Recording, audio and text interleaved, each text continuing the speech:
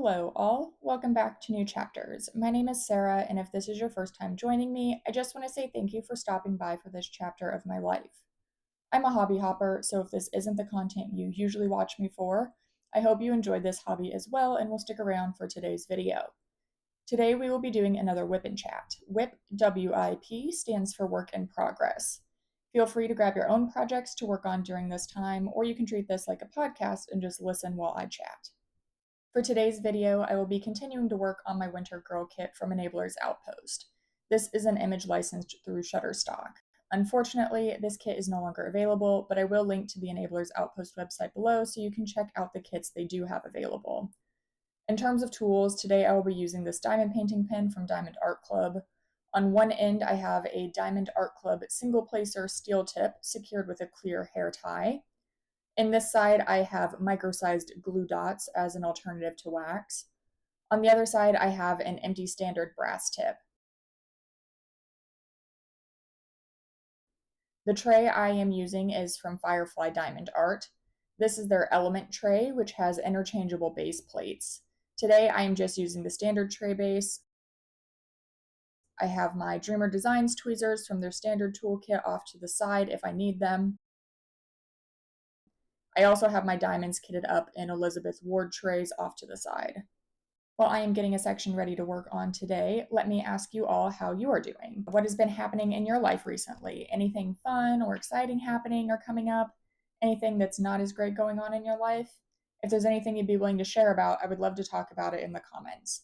You guys offer me support and understanding when I'm talking about my weekly happenings, so I'd like to be able to offer the same to all of you in return if possible.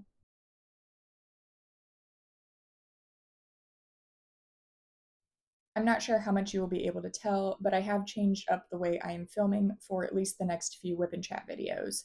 Rather than talking while working on my WIP, I decided to film basically a long-form ASMR clip of me diamond painting and am adding a voiceover after the fact.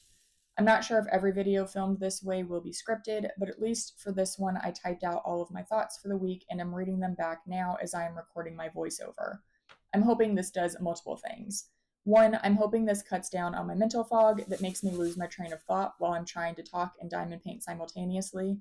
Two, I'm hoping that related to this first point, this will reduce the number of times I say or use fillers like that because my words will just be in front of me.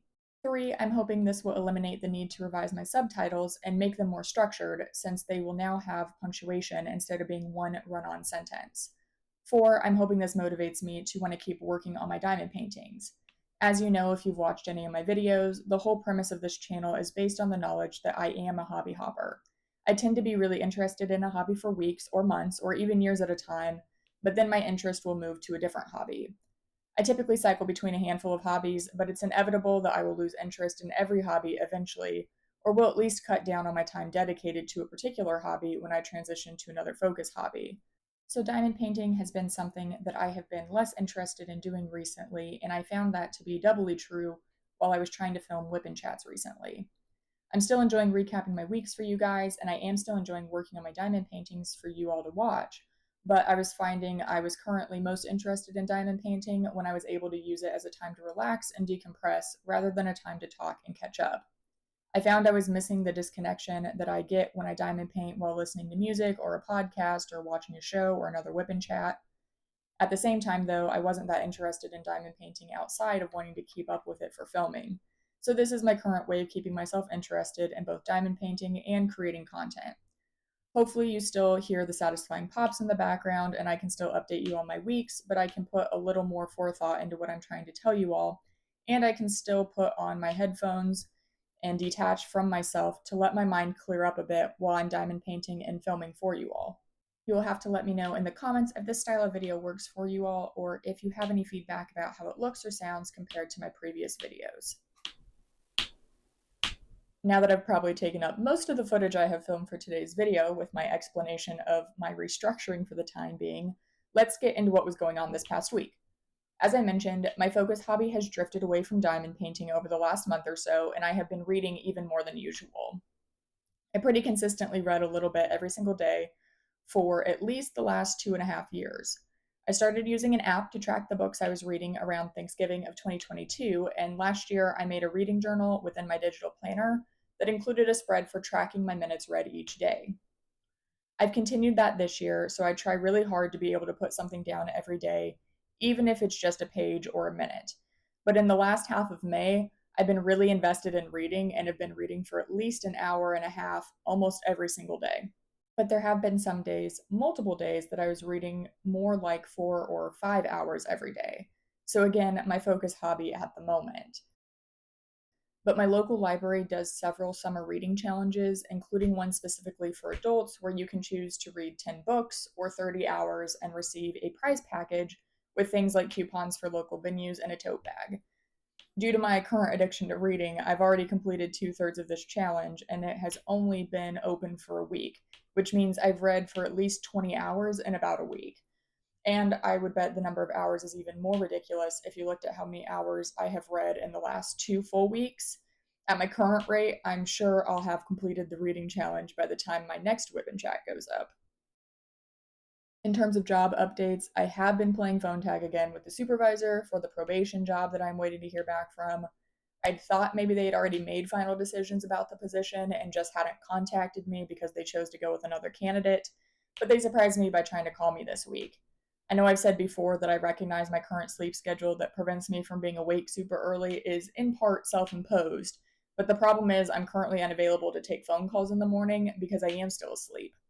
I've communicated that I am unavailable for morning phone calls multiple times now, but the supervisor for the job continues to call me in the mornings, and then when I try to call her back, usually once around what I expect is her lunch hour, and again sometime in the last hour or so of her day, she is not available to take my calls.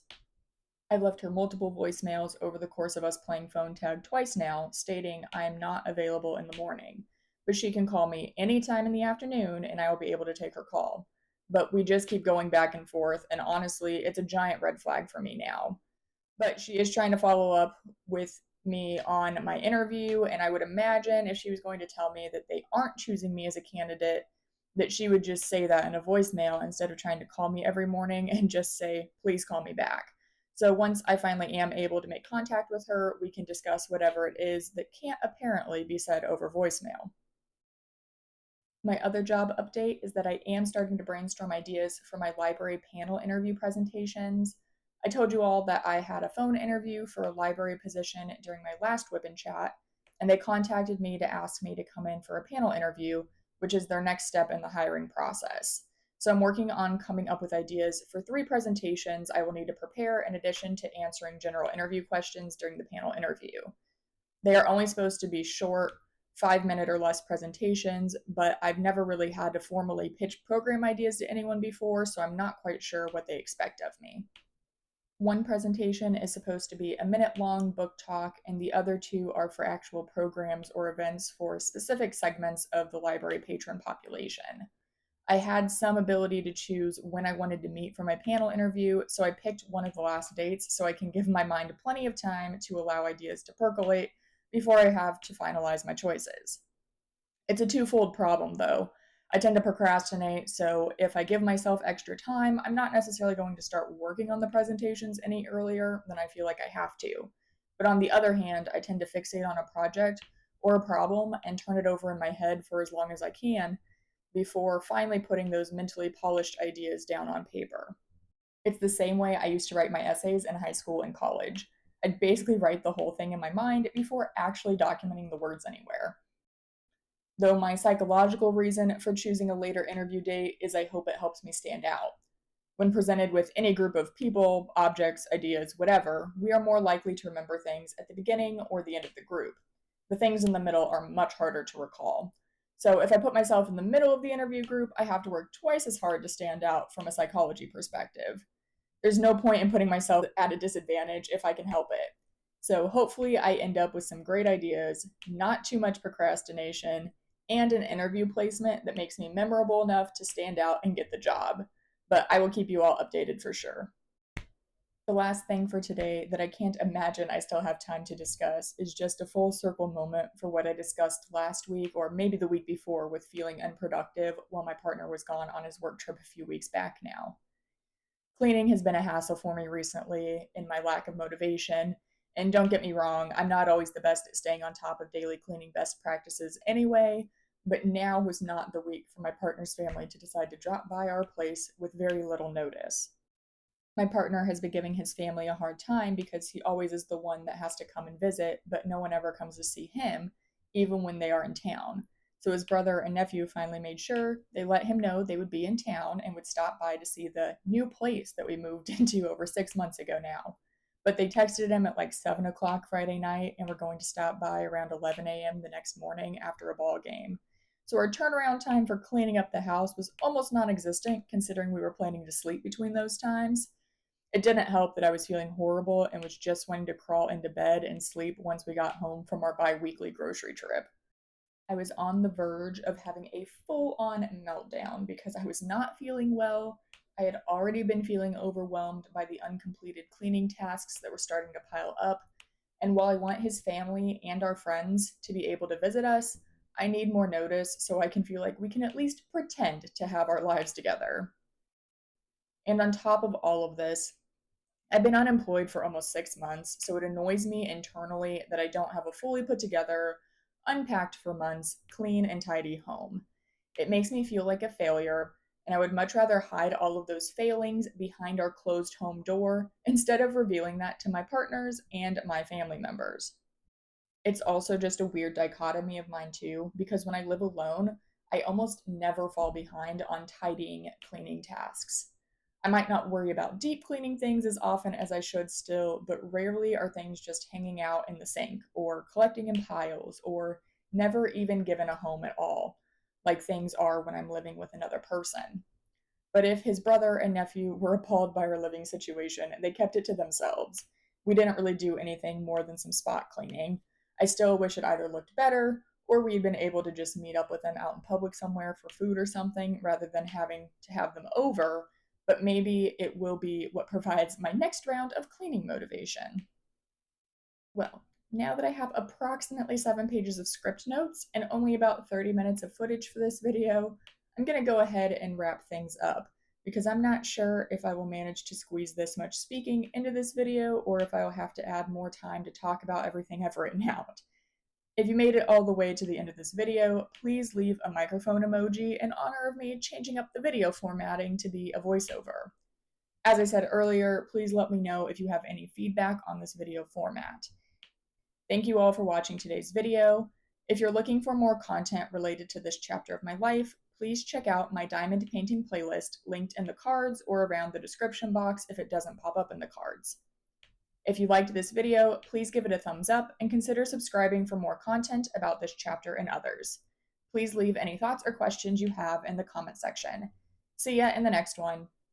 Bye.